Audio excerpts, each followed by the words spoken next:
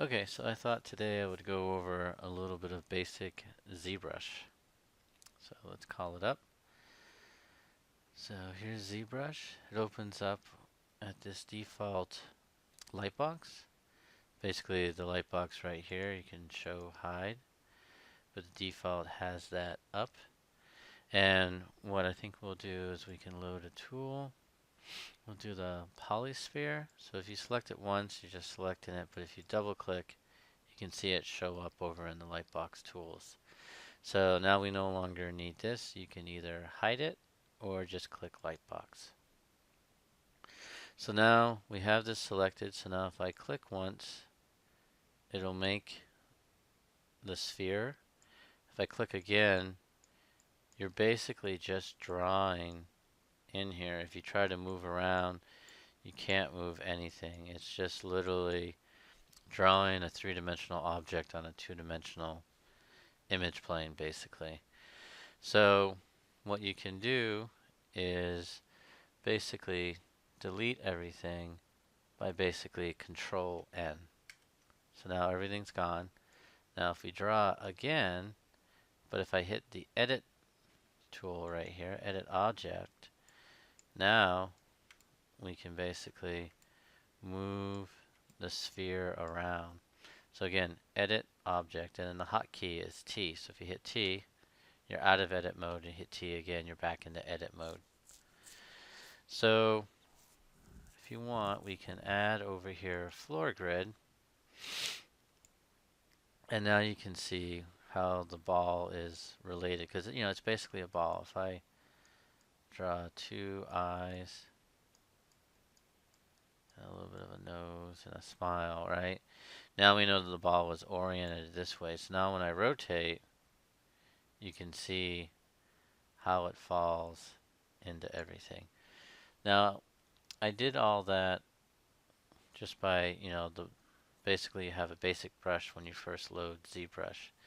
And you can see here it's pulling everything out. Now if I hold Alt, you're basically pushing everything in. So you can see here pushing, and if I let go of Alt, I'm pulling. So it makes it nice that you can easily switch between the two. So, alright, let's talk about the controls. So, if you see here, as I move my cursor over the object, I'm in paint mode now, or sculpt mode if you want to call it. And if I move away, you get this little half circle. So if I click and drag with my mouse or with my pen tool, this is rotating. Now, if I hold Alt and click with my mouse, I'm basically tracking. Now I've got, basically clicking and holding Alt, I'm tracking. Now if I let go of Alt and still hold on to the button, now I'm zooming. So you can basically use this to zoom into your object. And if I let go, now we're back to just the regular rotate. Alt right click or left click, you can track, and then let go of Alt, and now we're zooming. Now you could also zoom by using Control and right click, and that moves you in and out. But I would say get used to the Alt, because this way you're not having to switch over to a different key when you're doing this function. So again, left or right click and Alt, you're going to track, and then you let go of Alt, and then you can zoom in and out. Now the other thing that you can do is, as we're rotating, if you hold Shift, you're going to lock into orthographic view. See what happened here? I lock into an ortho view. So if you start going to the left and you hit Shift, and then now you're at a left orthographic angle. Now if we start going up,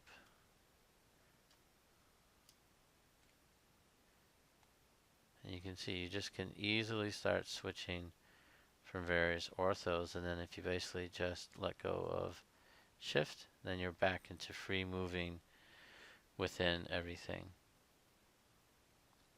Okay, so you saw me kind of hand paint the eyes, but what if you wanted them to be equidistant from where you're painting? Hitting X makes it go equidistant. So you can see now if I hit X, it'll paint in symmetry. So if we go across, give it a little unibrow, recess the eyes a little bit more,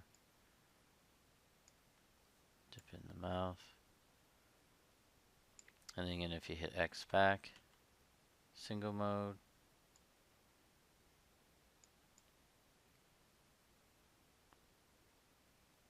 hit X again, now you've got symmetry.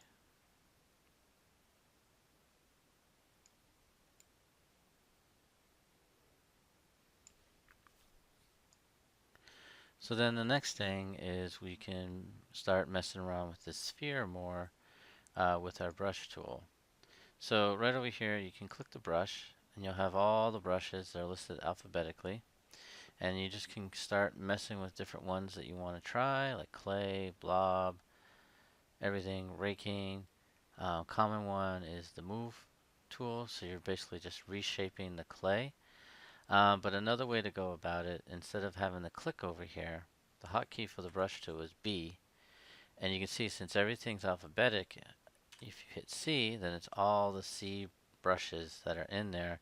And then you can see on the top left, there's a letter associated to that brush. So you don't even have to go there. So if we go C, and let's say you wanted clay, then at this point you just hit L. So, and now you can see over here, now you've got the clay brush. And now we're doing, sculpting with the clay brush. Now again, just go B, you want the clay brush, and then the hotkey for the clay brush, and now it's selected, it's grayed out, so you know that you have that. Then you can see here too, it remembers previous brushes that you've had, so if I click the standard, now you're back to the standard brush that we were using when we started, which is the default brush for ZBrush. So if you go B, S, and if you look down here for standard, it would be T, and then you have the standard brush. If you go B, C, then the clay, and you go L, now you're back to the clay brush.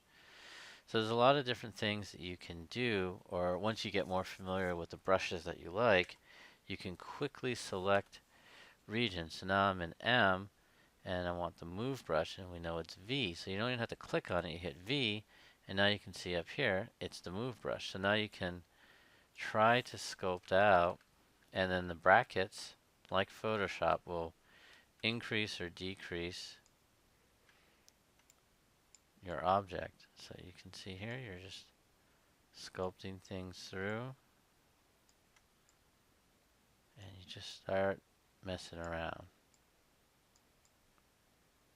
Pulling, pushing, here we go, he's a little smiley guy now. Give him a little bit more of a chin. So I just wanted to go over a little bit of the basic UI in ZBrush. It feels a little unfamiliar when you're first getting into it, so I think most people just spend the time dabbling in it to get a little bit more familiar, and that's really what this was all about, is just showing you the simple move functions, how to edit a Z, one of your subtools, and then I would just mess with the different brushes to start sculpting and really start to get more of a familiarity inside ZBrush, so you can start tackling something a little bit more complex.